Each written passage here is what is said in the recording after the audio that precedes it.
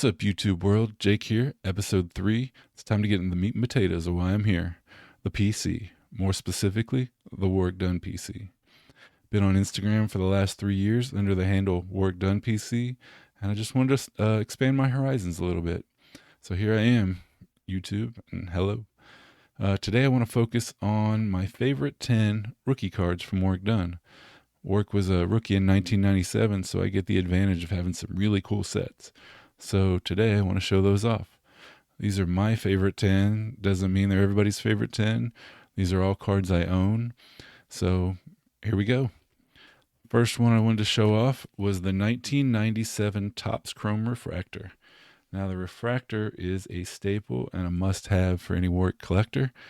It's Topps Chrome. It's flagship. It's the most common or most well-known, famous release they have.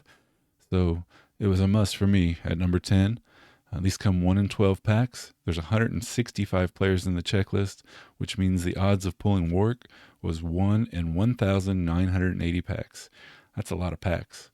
Now, I recently opened a box of 97 Finest, and the odds aren't always what they're supposed to be. Mine, fortunately, I broke the odds. I did better. But they're not always that way. I've watched a lot of releases, so 90s were rough. Collation was rough. It's not what it is today. My second choice is probably one of my favorite base designs of all time. However, this is not the base. This is the 1997 Pacific Revolution Platinum Blue Parallel. Now, these came 1 in 49 packs. There's 150 players in the checklist, which means the odds of pulling Warrick were 1 in 7,350 cards. From what I've seen, a lot of Platinum Blue releases had print runs in the 60s, but I couldn't find one on this one, so there's no way of actually knowing. But what I will say is if you have a player in this set, I recommend picking it up because these things are absolutely beautiful. There's a couple other players I like that I'm still looking for their parallel. Pacific is highly underrated in my opinion for some of their releases. Some are weird, but this one's amazing. Number 8 will be 1997 Pinnacle Certified Mirror Gold. Now, the Mirror Golds are beautiful. The shine is max 90 shine, as I like to say. It's gold, it's shiny.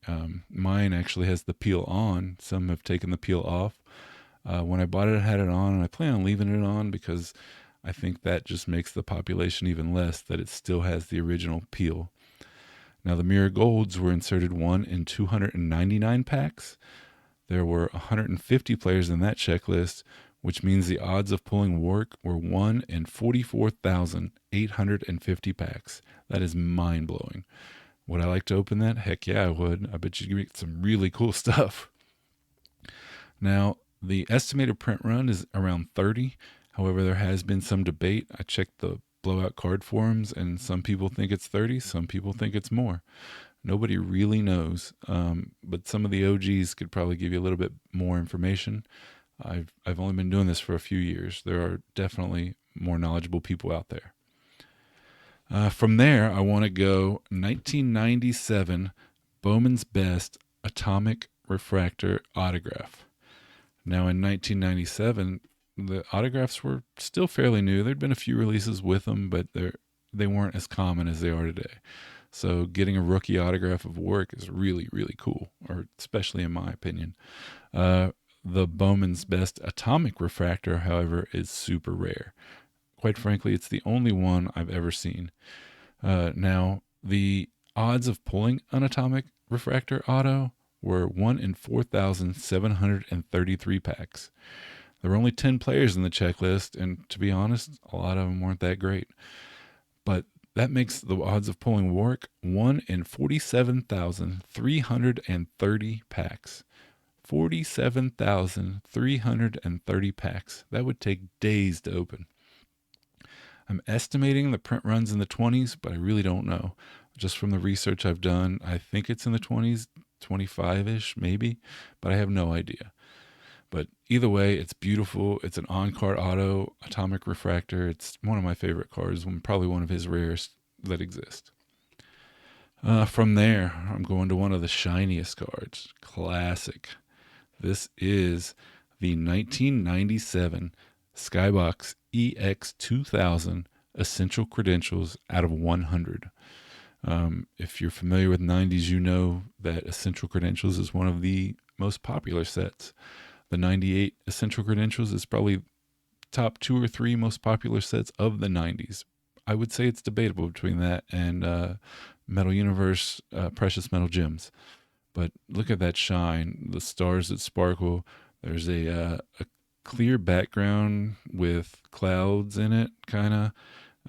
The die cut of Warrick in his practice uni, probably before the season started. Just an awesome, beautiful card in hand. Just one of the best. One of my favorites. Love this card. From there, I want to go to another beautiful card. Ooh, look at that shine. This is the 1997 Flair Showcase Row Zero Legacy Collection out of 100. In 1997, Flair Showcase came out. They did a couple of cool things. So the set is 3 different rows. So there's 120 players.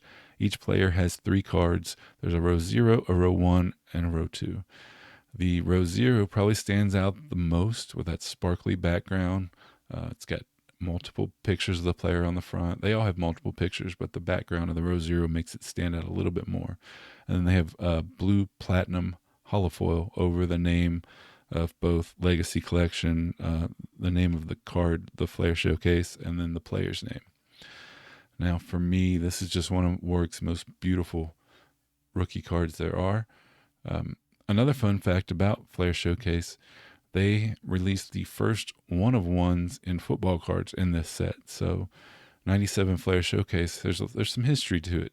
I'd love to pick up the one-of-one of Warrick. I saw that it sold a few years ago. I think it'd be a lot more now of the row 0. But it's definitely a beautiful card, one of my favorite in the collection, so I'm glad to own the Legacy Collection. Next, we go to the totally certified Platinum Gold out of 30. It's 1997 Pinnacle, totally certified Platinum Gold out of 30. Look at that shine. It's gold. Gold is always great. It's numbered out of 30. Warrick's in an awesome cutting pose. As one of my friends pointed out, Warrick rarely has a bad card. He's always making a cut in a cool position. It's just classic 90s, beautiful. Mine is peeled. It was peeled when I got it. A lot of the times, some of these cards are so rare, I just take the opportunity to get them when I can.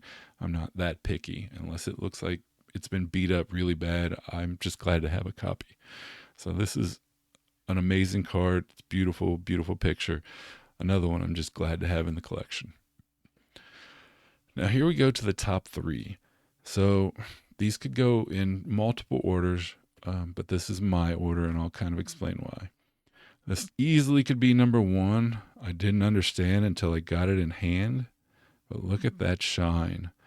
This is the 1997 Skybox Premium Rubies out of 50. Now, the reason I say it could be my favorite is because it's Warrick and his Pro Uni. It's one of 2 of my favorite cards, and the shine on that is just ridiculous. I did not understand how good it was until I had it in hand. It's almost like a peacock design in the background. It's beautiful. If you have a player in this set and you can afford it, I would highly recommend grabbing it. Or if you just have a favorite team, grab a parallel just to own one of these, to hold it in hand, or a buddy. Say, hey, can I check that out? It is a beautiful card and one of my favorite parallels from the 90s. So having that topped with it being Warrick's rookie is one of my favorite cards ever, and one that will always be in my collection. Now, top 2. Top 2 is debatable. This one right here, a lot of people may not put it in their top 2, but I do. It would easily be number 1. However, it is a backdoor. I don't know if backdoor, but it is a missing serial number copy.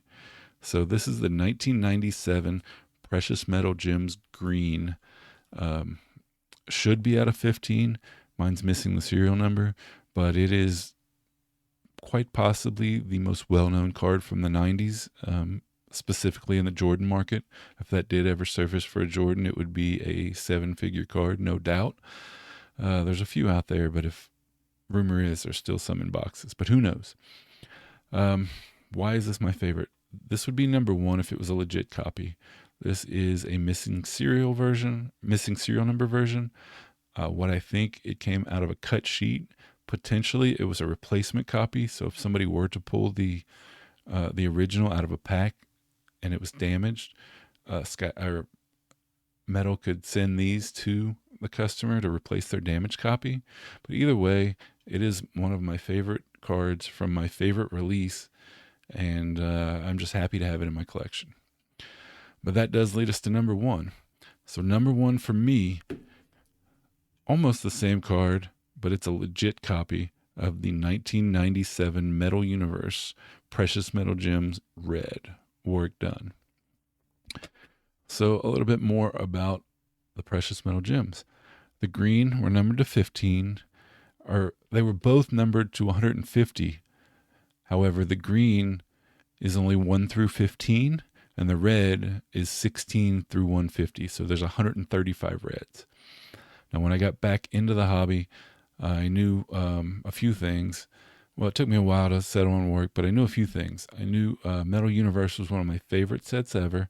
It's when Arena Designs, who work for Fleer, went downstairs to the people that work for Marvel. They collaborated and came up with one card with just amazing foil and amazing designs. And Metal Universe was born. Started with 96 baseball, 97 football, and then it's also in basketball. One of my favorite sets of all time. I absolutely love that set. So when I settled in on Warrick, the number one card I wanted was the Precious Metal Gems from 1997. I've learned a lot since then, but that's still, like, from day one, the number one card I wanted. And I can't believe that I own it. I'm super happy to own it, and it will never leave the collection. Mine's a BGS 8.5, which is a fairly high grade. If you know anything about PMGs, they don't grade well. They're condition sensitive.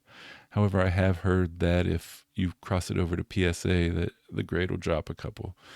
I don't know if I'll ever do that. I'm happy with it in its slab, but maybe one day.